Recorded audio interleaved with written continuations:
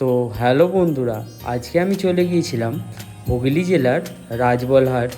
হুগলি জেলার এই রাজবলহাটে রাজবল্লভী মায়ের মন্দিরে কারা কারা এসেছো বা আসতে চাও অবশ্যই কমেন্ট করে জানাবে আমাকে, তাহলে আমি আরও বিস্তারিত তথ্য তোমাদের জানাতে পারবো বা পরে আরও ভিডিও নিয়ে আমি আসবো তোমাদের কাছে। চলো এবার ঘুরে দেখা যাক একটু রাজবল্লভী মায়ের মন্দির। চলো বন্ধুরা।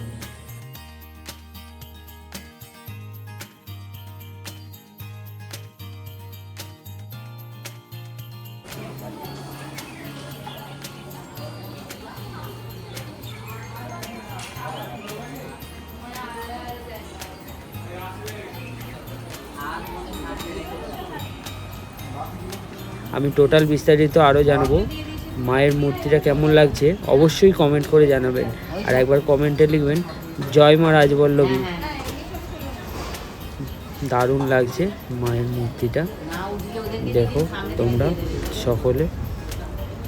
মায়ের সাথে সেলফি তুলবেন না, এখানে লিখেই দিয়েছে এখানে সেলফি তোলা বারণ আছে। ভিডিও করতে পারবেন আপনারা, ছবিও তুলতে পারবেন, কোনো অসুবিধা নেই। সেলফি তোলা মানা আছে, লিখে দিয়েছে। দেখুন আপনারা মন করলে এখানে পুজো দিতে পারবে।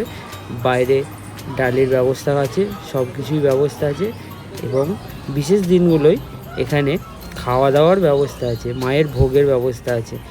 এখানে ভোগের কাঠ কাটা চলছে, এবং দেখুন ভেতরে আমি আরও দেখাচ্ছি। ভেতরে ভোগ খাওয়ানো হয়ে গেছে, আমরা একটু বেলার দিকে গিয়েছিলাম তাই ভোগ খাওয়ানো সম্পূর্ণ হয়েছে।